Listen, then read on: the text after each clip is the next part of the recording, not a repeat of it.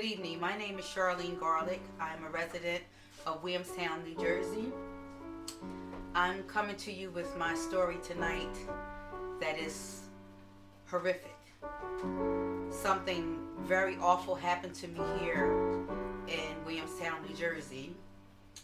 It all started with me applying for pandemic unemployment. As we all know, that the whole world was shut down. We were redirected to contact our senators or congressmen as the unemployment system was overwhelmed. Well, I contacted Senator Madden's office, and on several occasions the phone calls went back and forth. They said that the unemployment system was overwhelmed and they were handling it the best that they could. This process went on over a year. As to date, which today's date is December the 7th, 2023, I still have not received one dime from unemployment. But upon contacting Senator Madden's office, I guess they got tired of me calling back every 2 weeks as they instructed me to do. They placed a call to a mental health facility saying that I was going to hang myself if I didn't receive my unemployment. That statement was never said by me or anyone else that I know of. The mental health facility contacted me and said they wanted to come and do a well check on me, that they had gotten this call from the senator's office. So I allowed the mental health facility, which is called Ascended Health, located in Glassboro, New Jersey. A gentleman named James Reed came out to my home and spoke to me and told me that he felt like I should go to a group counseling session. I told him I didn't think that I needed a group counseling session because I had applied for unemployment and I was not going to harm myself. And I proceeded, after he asked me several questions, to ask him if I was allowed to ask him to leave my home. He said yes, but upon him leaving, I saw that he already had the police in place outside of my home. He pulled into my driveway, also with the police. Monroe Township Police Department told me that if I did not open the door for them, that they were going to tear my door down, that they wanted me to go to a hospital for a mental evaluation. Now, mind you, I have no mental health issues. I have never been diagnosed with any mental health issues, but they insisted that I go to the hospital. So I contacted my daughter, who lives in Atlanta, Georgia, and told her what I was being threatened with. She said, "Mom, hang up and go to video." Well, my daughter recorded the whole incident on video. She went Facebook Live. The police department told her that they didn't see anything wrong. They just wanted me to go get checked out and I would be able to come back home. Well, that's not what happened. This is the beginning of a horrible, horrible nightmare.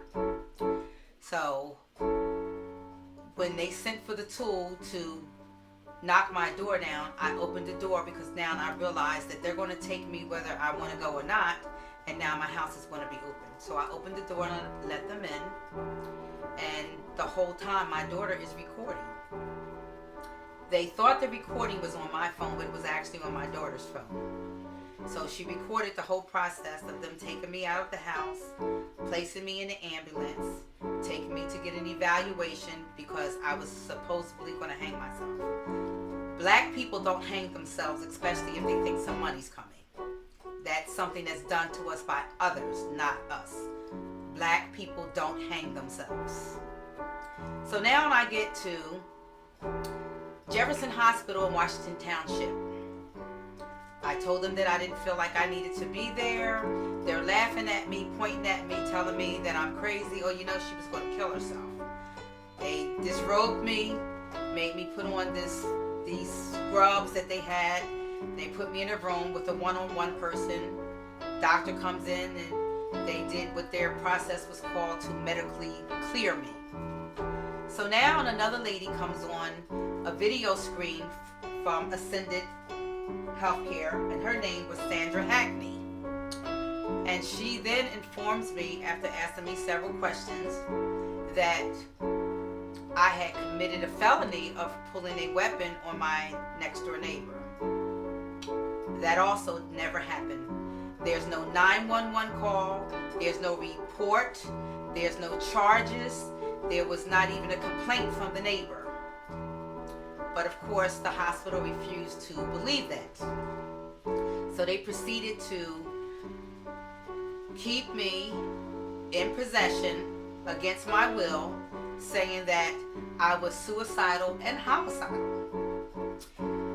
After keeping me there for 2 days, they transferred me to another hospital in Cherry Hill. But before transferring me at 2:30 in the morning, they brought on a psychiatrist from Detroit by video. She asked me questions. I answered the same questions as I did prior. And that's when she told me I was being committed. She committed me from Detroit. Never saw me other than seeing me on video. I have a service dog because I have a medical condition with asthma, so I have a dog that alerts me. Because I had the service dog, they had to transfer me to Camden County because no mental health facility in Gloucester County would take me with the service dog because I refused to relinquish my service dog. Upon me being placed in an ambulance and taken to Jefferson Hospital in Cherry Hill, once I arrived there, there was 3 angels, and I call them angels, and I'm going to let you know why I call them my godsent angels. These 3 nurses, the first question they asked me, they said, "Honey, why are you here?" And I explained to them, I said, "If I tell you, you're not going to believe me." They said, "No, tell us, because we see some red flags in your file." So I explained to them everything that had happened to me prior. They asked me about the gun. I told them I did not pull a gun on anybody. That I did own a weapon, but I never banished a gun on anyone, even though Monroe Township Police Department says that I did. So they wrote down everything that I told them. They said I would have to meet with a team of doctors the very next morning. So they checked out everything that I told them, and they found out what I was telling them was correct. So now the psychiatrist that I had to go before with her team wanted to know from Monroe Township Police Department, where's the charges? Why wasn't a police officer with me? Why wasn't I handcuffed to the bed? Because that is part of protocol. None of that was done, but I was accused of a felony. Well, they had to notify them that there had been no 911 calls, that there was no involvement with the neighbor, which they had said it was, that the only calls to my house was for my alarm and someone walking in my backyard.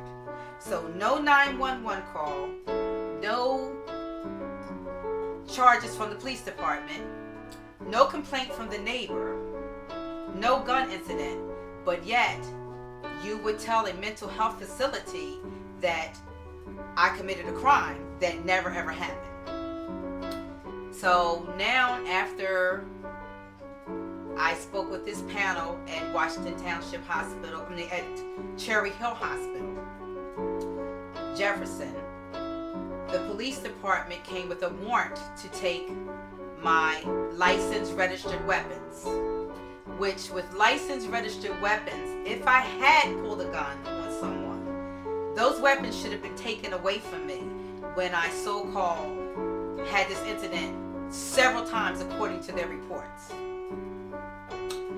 But now once they find out that I'm being released from their coup, they want to come with a warrant to take the weapons from me and demanded that the hospital keep me in possession while they searched my home. But while I was in the facility, the whole entire time, I had a cell phone. This mental health person had a cell phone, not the phone on the wall that the other mental health patients were using. They gave me a cell phone because they took my cell phone trying to get rid of the live video. Well, I contacted a neighbor and asked them to go to my home so that the police would not be in my home by themselves. My neighbor did not know where I was. I asked him to please go to my home that I would explain later. Upon getting to my home and meeting the police there, they entered my home. The police were already told where the weapons were, but they insisted on trying to search my house in other areas other than where the weapons were. But they were being videotaped. So they eventually complied with my friend and my neighbor to stay in the area where the guns were. I was released from Jefferson Hospital in Cherry Hill around 11 o'clock that morning. They held me at Cherry Hill till about 7 o'clock that evening because the police insisted that the hospital not release me until they came back from 11 o'clock in the morning to 7 at night. After I was released, the doctor informed me to just take my papers to court and show the judge that I had been released, that I was not a danger to myself or anyone else. Well, upon me going to court, nobody had a clue that I was there, but I had paperwork showing that I was supposed to be there. So the court date was postponed to July the 8th. The original date was June 14th or the 16th, I believe. So now, when I go back on July the 8th, the judge starts reading me a list of all the things she's going to do to me. They're going to put me in a registry. They're going to take my service dog from me. I'm going to lose my job. Everything. All of this is being done to me behind the value of the property that I live in. I am a licensed real estate professional, so my property is valued at a little over $500,000.